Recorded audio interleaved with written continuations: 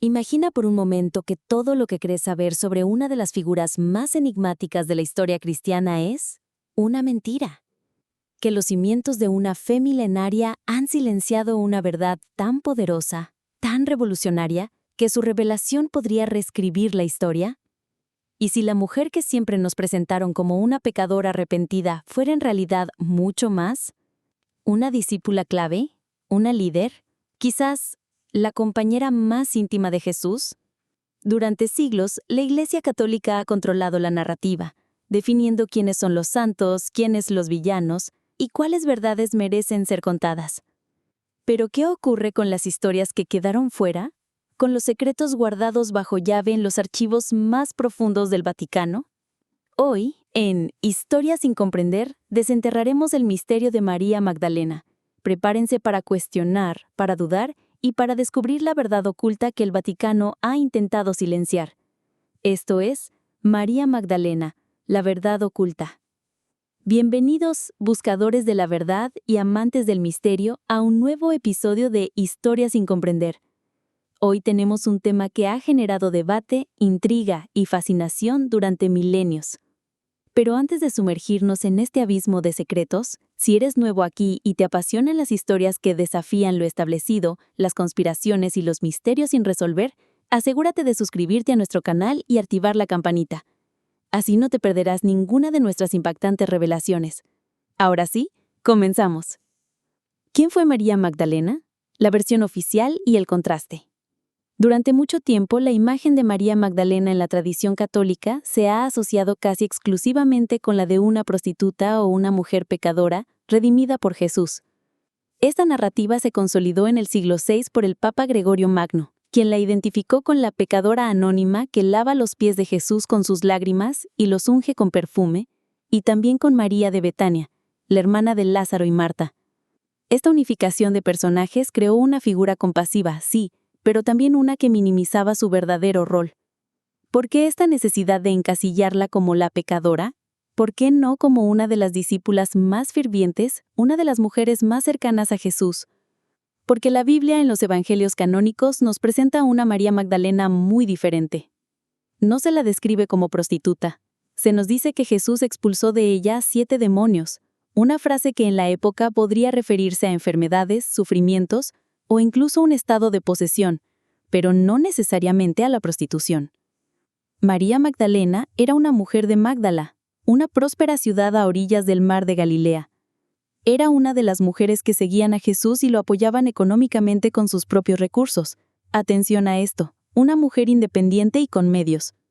Y lo más importante, ella fue la primera testigo de la resurrección de Jesús, la primera, antes que Pedro, antes que Juan, antes que cualquier otro apóstol. El propio Jesús le encomendó a ella la misión de anunciar a los apóstoles su resurrección. Los evangelios la llaman la apóstol de los apóstoles. ¿Cómo es posible que una figura tan central haya sido relegada y su historia tergiversada durante siglos por la propia institución que se supone debe preservar la verdad? Aquí es donde el misterio se profundiza.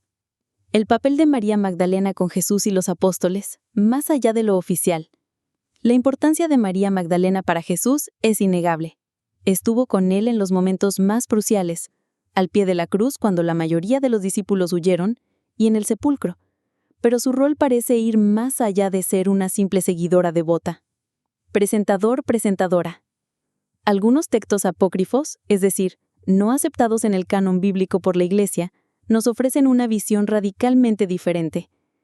Estamos hablando de los evangelios gnósticos, descubiertos en Nag Hammadi en 1945.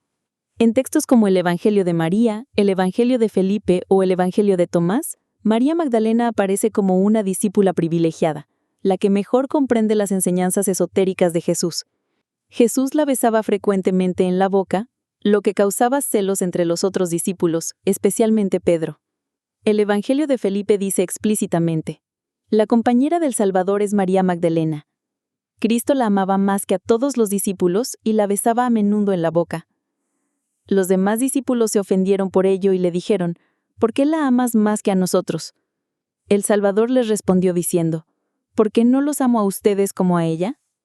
Este lenguaje, claro está, puede interpretarse de muchas maneras. un beso espiritual, un símbolo de intimidad en el conocimiento o una relación más profunda. Pero lo que queda claro es que María Magdalena tenía un estatus especial, una conexión única con Jesús, que generaba fricción con los apóstoles masculinos, liderados por Pedro. En el Evangelio de María, después de la resurrección, es ella quien consuela a los apóstoles desanimados y les transmite las enseñanzas de Jesús. Es ella quien tiene visiones y revelaciones y los apóstoles la escuchan, aunque con reticencia. Pedro y Andrés en particular se muestran escépticos y celosos de su autoridad espiritual. Pedro llega a decir, ¿acaso le ha hablado a ella en secreto, a espaldas de nosotros, y no abiertamente? ¿Acaso debemos volvernos y escucharla a ella? ¿Acaso la ha preferido a nosotros? Esta resistencia a la autoridad femenina en el naciente cristianismo es clave. La Iglesia, construida sobre la figura de Pedro como la roca, tenía una fuerte estructura patriarcal. La existencia de una mujer con tal cercanía a Jesús y con una comprensión tan profunda de sus misterios amenazaba esa estructura. ¿Podría ser esta la razón por la que su historia fue suprimida y distorsionada durante siglos? La teoría más polémica. ¿María Magdalena, esposa de Jesús? Y ahora llegamos al punto más controvertido, la hipótesis que ha encendido debates, inspirando libros como El Código da Vinci y películas. ¿Y si la mujer que siempre nos presentaron como una pecadora arrepentida fuera, en realidad, mucho más? ¿Una discípula clave? ¿Una líder? ¿Quizás la compañera más íntima de Jesús? Presentador, presentadora. Esta idea, aunque carente de evidencia directa en los evangelios canónicos, se nutre de varias fuentes y consideraciones. Primero, en la cultura judía del siglo I, era extremadamente inusual que un rabino o maestro de la talla de Jesús no estuviera casado. El celibato no era una práctica común para los líderes religiosos en ese tiempo. Segundo, el término compañera utilizado en el Evangelio de Felipe en algunas interpretaciones puede tener una connotación matrimonial o de unión profunda. La palabra griega koinonos o su equivalente copto pueden referirse a una compañera íntima, una socia o incluso una esposa.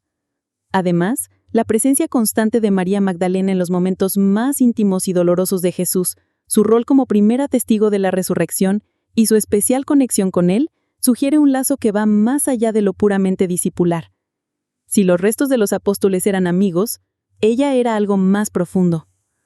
¿Y qué hay de la descendencia?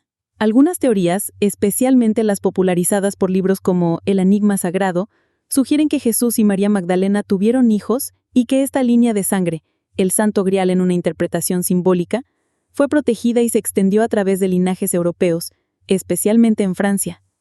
Para la Iglesia Católica, aceptar que Jesús estuvo casado y tuvo descendencia sería una bomba teológica. Socavaría la doctrina del celibato sacerdotal, la divinidad de Jesús tal como la entienden, y la visión de un Jesús completamente apartado de las preocupaciones terrenales, incluyendo las familiares. La ocultación de esta verdad, o al menos la supresión de estas narrativas, podría haber sido una estrategia deliberada para consolidar el poder de la Iglesia patriarcal, eliminar la figura femenina de liderazgo y presentar a un Jesús más divino y menos humano, ajeno a las pasiones terrenales. El silencio del Vaticano y la rehabilitación reciente. A pesar de la vasta evidencia extrabíblica y las teorías que giran en torno a María Magdalena, el Vaticano mantuvo su postura durante siglos. La imagen de la pecadora redimida perduró, eclipsando su verdadero rol. ¿Por qué este silencio? ¿Por qué esta resistencia a reconsiderar una figura tan crucial? La respuesta es compleja, pero se basa en la preservación de la doctrina y la autoridad. La figura de una María Magdalena poderosa, cercana a Jesús y con autoridad espiritual, desafiaba la estructura eclesiástica dominada por hombres. Sin embargo, en un giro sorprendente, el propio Vaticano ha comenzado a rehabilitar a María Magdalena en los últimos años. En 2016, el Papa Francisco elevó su memorial litúrgico al rango de fiesta, el mismo nivel que se da a los apóstoles. En la carta apostólica que lo anunciaba, se la describe como la apóstol de los apóstoles, reconociendo su papel crucial como la primera en anunciar la resurrección. Esto, aunque un paso significativo, es visto por muchos como un reconocimiento tardío y parcial. No se aborda la cuestión de su posible relación más íntima con Jesús, ni por qué de la supresión de su historia durante tanto tiempo. Es un paso hacia la verdad, pero ¿es la verdad completa? ¿O solo lo que la Iglesia está dispuesta a revelar? La historia de María Magdalena es un recordatorio poderoso de cómo las narrativas pueden ser moldeadas, distorsionadas y silenciadas para servir a ciertos intereses.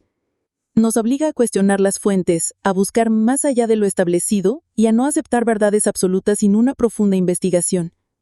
¿María Magdalena fue una pecadora arrepentida? Sí, en la medida en que todos los seguidores de Jesús lo eran en su propia forma.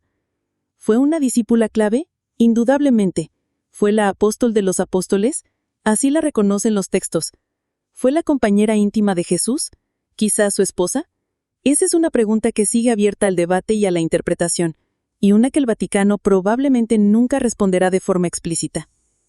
Lo que sí es innegable es que María Magdalena es una figura de inmensa importancia, una mujer fuerte, independiente y con una conexión espiritual profunda que desafió las normas de su tiempo y que sigue desafiando las interpretaciones canónicas hasta el día de hoy. Hemos desenterrado solo una pequeña parte de los secretos que rodean a María Magdalena. ¿Qué piensas tú? ¿Crees que fue la esposa de Jesús? ¿Crees que la Iglesia ocultó su verdadera historia? Quiero leer tus teorías en los comentarios. La verdad a menudo está oculta, y tu perspectiva es fundamental para comprenderla mejor. Si este episodio te ha impactado, te ha hecho reflexionar o simplemente te ha parecido fascinante, por favor, dale un like a este video. Y si aún no lo has hecho, suscríbete a Historias sin Comprender para que no te pierdas ninguna de nuestras futuras investigaciones. Recuerda que somos una comunidad de buscadores de la verdad y tu apoyo nos ayuda a seguir explorando los misterios más profundos. La historia de María Magdalena nos enseña que la verdad es un tapiz complejo, tejido con hilos de fe, política y poder. Que lo que se nos presenta como historia puede ser solo una versión, y que en las sombras de los dogmas y las doctrinas a menudo yacen las historias más fascinantes, las que realmente nos invitan a comprender, no solo a creer. Sigue cuestionando, sigue explorando, porque en Historias sin Comprender sabemos que la verdad está allá afuera, esperando ser desenterrada. Hasta la próxima.